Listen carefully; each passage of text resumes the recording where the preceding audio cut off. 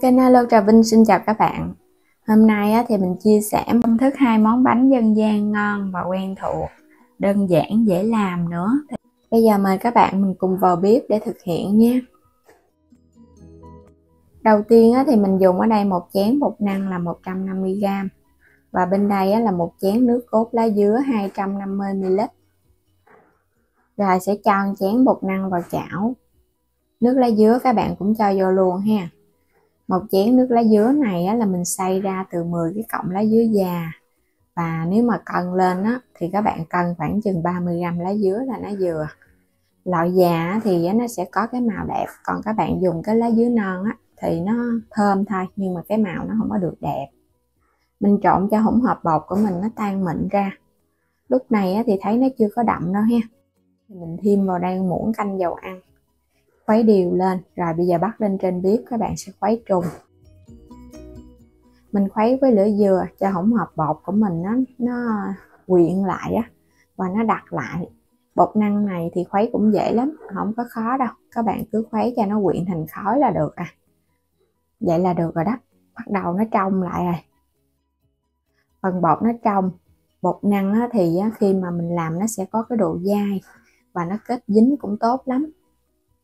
Ở đây là nửa chén đậu xanh mình đã hấp chín rồi khoảng 50g đậu xanh ngâm nở mềm hấp chín.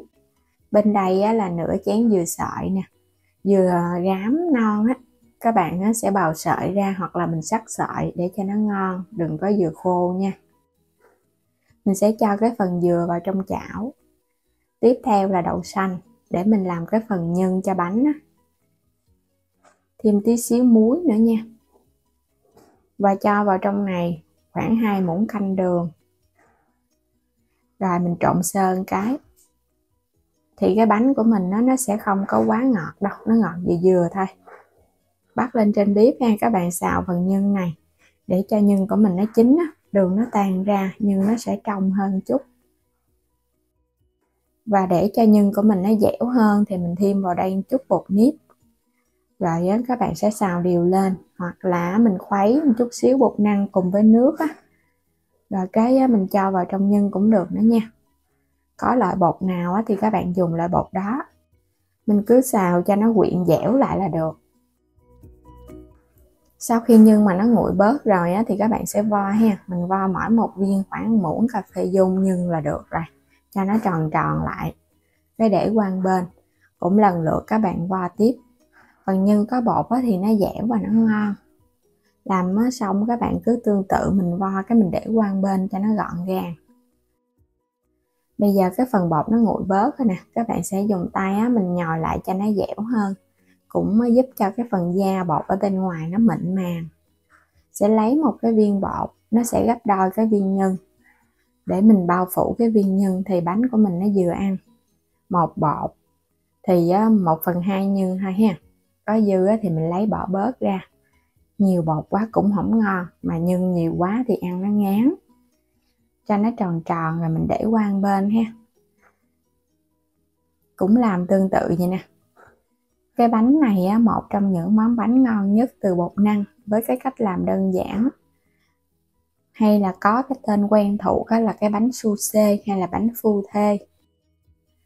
Rồi cái cho những cái viên bột vào trong cái khuôn tròn, để một chút nữa mình hấp ra cái bánh nó nở ra thì nó sẽ có cái hình tròn Các bạn cứ cho lần lượt vào nha, và nhớ những cái khuôn này mình thoa chút dầu ăn rồi cho xong hết rồi thì chuẩn bị cái nồi mình bắt lên trên bếp hấp. Bánh này thì mình hấp lửa vừa 15 phút thôi là bánh nó chín tại vì cái bánh cũng nhỏ. Đủ thời gian thì mình tắt bếp luôn ha. Cái lớp bột nó trong veo nè, nó ló cái phần nhân ra bên ngoài là bánh nó chín này. Mình cho cái lá dứa nó đậm cho nên nhìn cái màu nó cũng ngon nữa. Có thể chờ bánh nguội một chút thì mình lấy ra mình ăn nó sẽ ngon hơn, nó dai hơn còn ăn nóng thì nó hơi mềm chút. Cách pha bột này dù là bánh mình để tủ lạnh ăn vẫn ngon luôn nha, nó không có bị cứng đâu, nó dai mà nó dai mềm Ngoài ra thì các bạn cũng có thể cho thêm dừa sợi vào trong cái phần bột. Ở đây là mình đã cho dừa sợi vào trong nhân rồi cho nên mình không có cho vào trong bột. Đó, nhìn bánh hấp dẫn quá ha.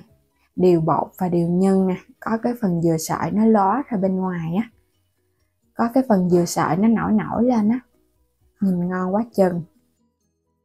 Bùi bùi từ đậu xanh kết hợp thêm cái vị thơm thơm từ mè rang nữa, ngon lắm. Đặc biệt nhất đó chính là cái hương thơm từ lá dứa, ăn vào nó có cái vị ngọt dừa chứ không có quá gắt, ngọt dịu dịu thôi, nhưng mà nó béo béo, thơm lá dứa, giòn giòn từ dừa, mà không có quá cứng nha. Cái phần bột của mình nó dai dai mềm mềm thôi chứ nó không có bị cứng khô đâu. Để tủ lạnh thì các bạn dùng được khoảng 4 ngày ha. Đầu tiên thì mình dùng ở đây là 100g bột gạo nha, 2/3 chén, 100g bột mì luôn, 100g đường, muỗng cà phê men khô cùng với một chút muối. Đây là cái phần khoai lang tím nè. Khoai lang thì các bạn dùng khoảng nửa củ thôi, mình nấu chín rồi cái mình xay cho nó mịn ra, khoảng 150ml và 150ml nước cốt dừa. Sẽ cho hết cái phần khoai lang vô ha. Khoai lang thì mình hấp hoặc là nấu cũng được nữa, rồi xay ra cho nó mịn, thêm nước cốt dừa vô luôn. Thì hỗn hợp này là 300ml, tính nước cốt dừa và khoai lang luôn. Các bạn sẽ cho men vô, rồi mình sẽ cho cái phần đường vô luôn nha. 100g đường là khoảng 5 muỗng canh đầy. Nếu mà thích ít ngọt thì các bạn có thể giảm lượng đường lại. Tiếp theo nữa là mình sẽ cho cái phần muối vô nè. Muối thì mình cho vô sau á. Rồi tới bột mì. Tiếp theo là bột gạo. Hai loại mình dùng là 200g với 300ml nước chất lỏng. Khuấy đều lên để cho hỗn hợp của mình nó mịn. Đối với cái bánh xốp thì các bạn làm cái phần bột nó sẽ hơi đặc nha, thì bánh nó mới xốp ngon. Bột càng đặc bánh càng nở và xốp. Khuấy đều lên thì mình thấy nó hơi sệt một chút. Rồi bây giờ các bạn sẽ chờ từ 1 đến 2 tiếng đồng hồ. Sau khi mà bột nó đạt rồi thì mình sẽ thoa dầu vào trong những cái khuôn. Mình dùng cái khuôn lõi silicon. Thì khuôn này chịu được nhiệt và nó không có bị dính á. Mình sẽ để đường link ở phần mô tả, các bạn xem và mua ủng hộ mình nha. Mình ship vô hết xong thì quay qua bên đây, khuấy đều cái thau bột lên, mình ủ từ 1 tiếng cho đến 2 tiếng tùy theo nhiệt độ nóng hoặc là trời mát. Đến khi mà các bạn thấy cái thau bột nó nở lên gấp đôi thì bánh của mình nó hấp mới được nha, nó mới nở ngon á. Khuôn này thì mình không có cần phải hấp nóng, nên là các bạn cứ gót trực tiếp phần bột vô cho nó đầy khuôn là mình hấp được Nếu mà các bạn dùng những cái khuôn nhôm hoặc là chén nhỏ nhỏ thì nhớ hấp nóng lên nha. Gót cho nó đầy thì mình sẽ đem cái sửng đi hấp. Mình bắt nồi nước cho nó sôi sẵn rồi mình hấp 12 phút với lửa lớn. Đúng thời gian thì các bạn tắt bếp ha, rồi cái mình hãy mở nắp nhẹ ra cho bánh nó không có sốc nhiệt thì nó không có bị chai. Bánh nở đều và bung cánh luôn. Cái này là mình để tự nhiên luôn á, không có cần gạch chăm lên trên mặt bánh mà nó nở ngon vậy nè. Bánh lấy ra rồi cái mình chờ cho nó nguội bớt một chút ha, ăn nó sẽ ngon hơn lúc còn nóng. Khuôn này thì nó không có dính đâu, nó tự bung ra luôn vậy nè. Có thoa chút dầu nên dễ lắm. Các bạn chỉ cần hấp chín rồi cái mình lấy ra luôn cũng được, hoặc là chờ nguội cũng được. Đây, bánh khoai lang tím đã sẵn sàng. Một món bánh từ bột gạo kết hợp thêm khoai lang, có độ xốp mềm. Khoai lang tím mình kết hợp một chút mà ra cái bánh của mình nó cũng có cái màu tím tím nhạt nhạt. Bánh nở đều bung cánh và không có bị chai nha. Đó, nhìn ngon quá nè. Cái phần khoai lang các bạn trộn cho nó đều kỹ thì nó sẽ xốp hơn.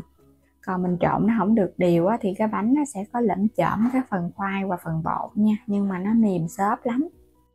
Và có khoai lang vô thì các bạn không có sợ nó bị cứng bánh. Dù các bạn để nguội hay là mình để qua ngày nó cũng xốp ngon nữa đó. Thì mình chúc các bạn ngon miệng nha. Vui lòng đăng ký kênh Alo Trà Vinh và Alo Trà Vinh 2 ủng hộ mình. Xin chào tạm biệt và hẹn gặp lại các bạn ở những video tiếp theo.